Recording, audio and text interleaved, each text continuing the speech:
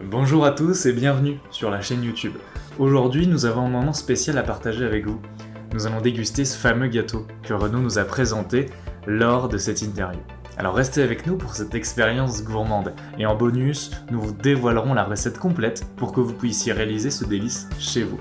Installez-vous confortablement et profitez de cette dégustation. Donc du coup, Renaud, pour revenir sur ce magnifique cake que tu nous as fait, je te propose qu'on puisse déguster ça ensemble, tout en discutant un petit peu, que tu nous expliques ce que tu as fait, comment tu l'as fait, voilà, puis qu'on puisse un peu partager sur ce beau dessert que tu nous as amené. Et donc je te remercie encore une fois de nous avoir partagé et de nous avoir amené ce beau cake. Alors, est-ce que tu as un nom déjà pour ce gâteau de voyage? Est-ce qu'il y a un... Alors là, je vais laisser tes followers décider du Voilà, nom. du nom. Non, c'est vrai que j'ai pas forcément réfléchi au nom. Je cherche souvent des fois sur l'étymologie des mots ou la provenance des produits que j'utilise. Là, c'est vrai que je l'ai pas fait pour celui-ci parce que c'est assez récemment que je l'ai fait. Donc ça, On je verra, vous laisserai on verra ensemble. chercher. Bah écoute, tu sais quoi, je vais même le montrer à la caméra un petit peu de plus près, comme ça ils seront contents, sans le faire tomber, ce serait vraiment moche. Mais il est vraiment sublime. En fait, c'est simplicité tout en étant... Tu sais, c'est ça qui est beau avec tes desserts, parce que j'ai quand même pu avoir la chance d'en goûter un autre.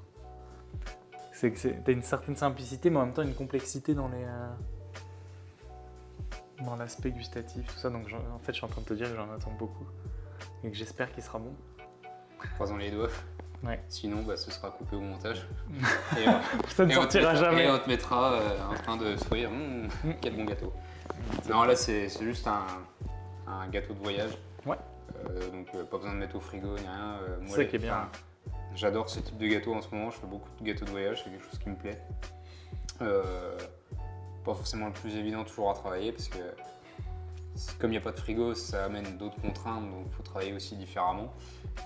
Donc là, il y a un cake noix de coco. Donc un cake, ça reste une recette un peu classique.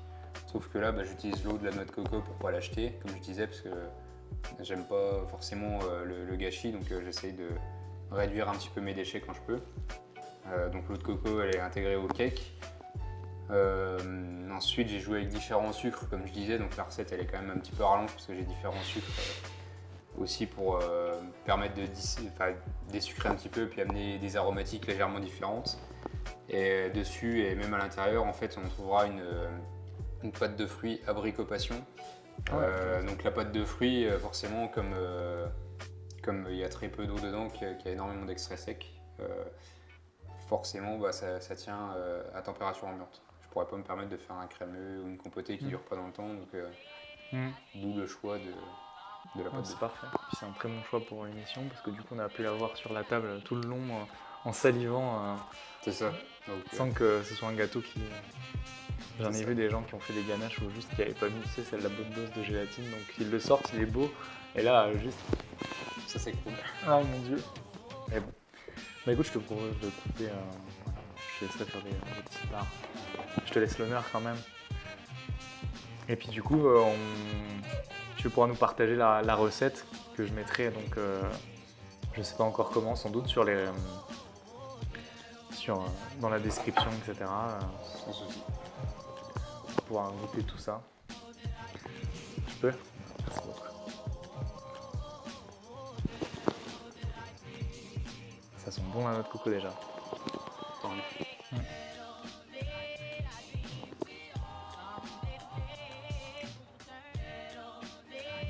C'est le petit moment ASMR de la vidéo.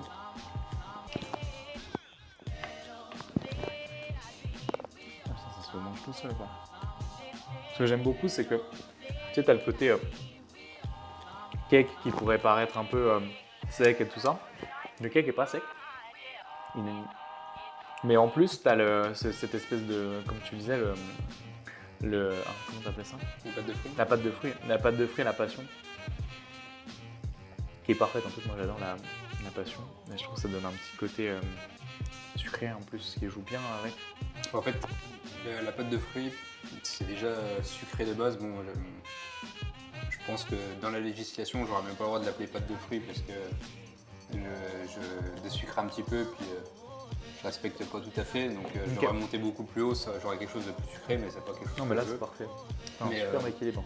Le fait d'amener de la passion, ça désucre un petit peu aussi, tu as la petite acidité qui vient. Donc, tout ce qui est fruits exotiques en général, c'est des produits que j'aime beaucoup travailler. Parce que, Moi, les fruits exotiques, je trouve que tu as un panel de saveurs, un mariage que tu peux faire aussi qui est intéressant avec les fruits exotiques. Et là, vraiment, tu as un bel équilibre entre les fruits de la passion et la noix de coco. Et de base, j'aime pas la noix de coco, mais.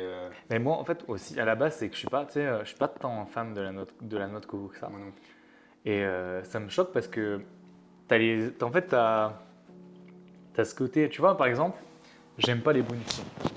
Parce que quand tu manges les bounty, tu sais, t'as le côté filandreux des trucs de noix de coco et que j'aime. Alors que là, pas du tout. T'as vraiment le bel arôme de la noix de coco, t'as un beaucoup de cake et tout, et vraiment, mais t'as pas les problématiques que j'aime pas dans la noix de coco. Tu vois. Après, tous les produits que j'aime pas, en général, j'aime bien les travailler. Donc justement pour. Parce que je me dis, c'est pas tant le produit que j'aime pas, c'est peut-être plus la façon de le travailler ou de l'interpréter. Et du coup, moi j'essaie d'utiliser des produits et de faire en sorte de les aimer en fait. Ouais. Et ça, c'est toi qui a élaboré ça de A à Z en fait. Ouais.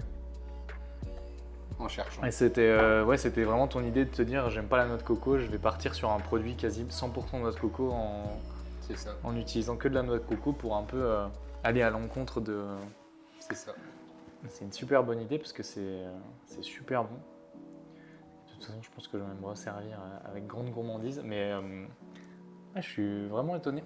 Parce que du coup, t'as pas quand tu as des cakes que t'as ce côté un peu sec enfin pas sec, mais tu sais, un peu lourd du cake, un peu. Et que t'as pas, que je trouve pas ici quoi. C'est vraiment bon. Et toi, t'en penses quoi de ton propre dessert? Bah écoute. Parce que je te sais très perfectionniste. Celui-ci, là, en l'occurrence, aujourd'hui, c'est pas le plus beau que j'ai fait. Je pense que celui que tu mettras en photo, quand j'aurai pris la photo, sera nettement plus joli. Mais c'est la même recette. Seulement, là, j'avais des contraintes légèrement différentes aujourd'hui, donc c'est pour ça qu'il n'est pas au top. Puis pour booker tout ça, c'était pas évident non plus. Non, il me plaît assez. Pour un cake que j'ai fait il n'y a pas très longtemps, c'est quelque chose que j'aime bien. Et quand je l'ai présenté en démonstration, justement, il a bien plu aussi. Donc, Et tu commences par faire quoi? Par faire ton cake? C'est quoi les étapes vraiment? Alors moi, les cakes, je m'embête pas du tout, ça va ultra vite. Je mets tout au robocoupe à tourner. En général, les meilleurs résultats, c'est comme ça, parce qu'en fait, on va créer des micro-bulles d'air qui seront beaucoup plus stables et en fait à la cuisson. Souvent, quand on voit des cakes qui ont un effet un peu volcan, on va dire, où des fois ça crache d'un côté, c'est des fois quand on foisonne trop, en fait, ça va créer des grosses bulles d'air qui ont tendance à s'échapper. Le fait de mixer, en fait, on va vraiment affiner toutes les petites bulles d'air et on aura un cake qui sera beaucoup plus stable. Donc moi, je fais énormément de cakes au robocoupe. Donc après, ça dépend des recettes, hein. Il y en a certains que je vais faire au batteur si j'allège avec des blancs d'œufs ou ce genre de choses, mais en général, j'aime bien le robocoupe. Et après, pâte de fruits, c'est une pâte de fruits classique, hein, sauf que j'utilise différentes sortes de pectine. Donc celle-ci, en fait, j'ai utilisé une pectine NH. Donc l'avantage de la NH par rapport à la pectine jaune, c'est qu'elle est thermo-réversible. Donc l'avantage, c'est que une fois que je l'étale, même s'il y a un raté, je peux me permettre de la réchauffer et la réétaler correctement. Tandis qu'avec une pectine jaune, si je me rate et c'est terminé. Parce que ton cake, du coup, tu le mets en moule après pour En fait, je mixe ma masse, je mets en moule. Donc là, pour qu'il soit bien plat, je cuis avec une plaque dessus. Comme ça, il reste bien droit, bien net. Après, j'ai plus qu'à le démouler. Je crée un trou sur toute la longueur au couteau pour remettre de la pâte de fruits que j'aurais mixée. Comme ça fait une deuxième texture de pâte de fruits.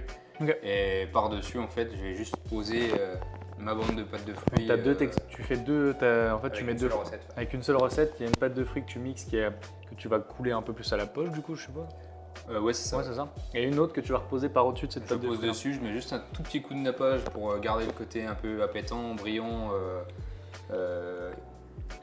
qui va apporter sur le visuel. C'est pas tant pour le goût, c'est plus pour le visuel, pour le coup, avoir quelque chose d'ultra brillant. Et en fait, autour, je vais tremper dans un glaçage très très fin avec du chocolat, du beurre de cacao. Mais c'est vraiment pour coller ma noix de coco. Ok. Donc ma noix de coco, je l'ai râpée moi-même pour avoir différentes notes de couleur, puisqu'une noix de coco, il y a le côté marron, le côté blanc. Moi, je voulais pas un truc tout blanc non plus, donc c'est pour ça que je râpe ma noix de coco moi-même. Et par contre, je suis obligé de la sécher à basse température au four, parce que sinon, dans le temps, ça reste sera un molli, truc humide et voilà. Donc je l'ai bien séché au four. Au final, c'est quand même un gâteau qui est quand même assez simple à faire, qui est vraiment, c'est visuellement super beau, simple à faire, et il n'y a pas tant de choses différentes. En fait, tu as le cake, tu as ton cake et ta pâte de fruits, et puis c'est tout quoi. Ta noix de coco, tu la réutilises pour le décor, tu l'utilises pour. Donc en fait, c'est assez simple et c'est pas si. Je suppose que c'est pas si cher à ça qu'à faire. C'est rationnel, c'est anti-gaspi, donc c'est un bon produit, parfait quoi. En plus, il est vraiment bon. Petite déco avec 2-3 petits. C'est des fleurs que tu as mis en violet. Oui, j'ai mis quelques petites fleurs aussi.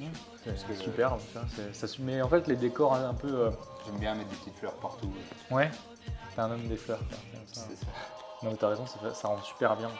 Puis c'est simple, ça fait des décors simples, mais épurés, mais percutants, qui suffisent à eux-mêmes. Pas besoin de partir dans l'extravagance ou. Et tu mets combien de temps à peu près à faire ça? Celui-là, il va vite. Il va vite, hein. Ouais, parce que je te dis, moi je mixe tout, donc. Mais robocoupe quoi. Tout robocoupe. Ah oui. Et ça se mélange quand même bien et tout. Moi je pèse tout dedans, je m'emmerde pas, robocoupe et basta. Ah donc Donc tu mets autant de temps que quand tu pèses un cake où tu te fais chier, sauf que la mise en œuvre, tu vas 3 fois plus vite. Mais ça cuit longtemps ça, un cake comme ça? Celui-là 20 minutes. 180 je crois, 175. Merci beaucoup pour tout ça. En tout cas, puis vous retrouverez la recette pour le faire, si jamais vous avez envie de le faire, dans la description. Et merci, c'était vraiment bon. Et en tout cas, je vous dis à la prochaine. Merci d'avoir regardé cet épisode avec nous.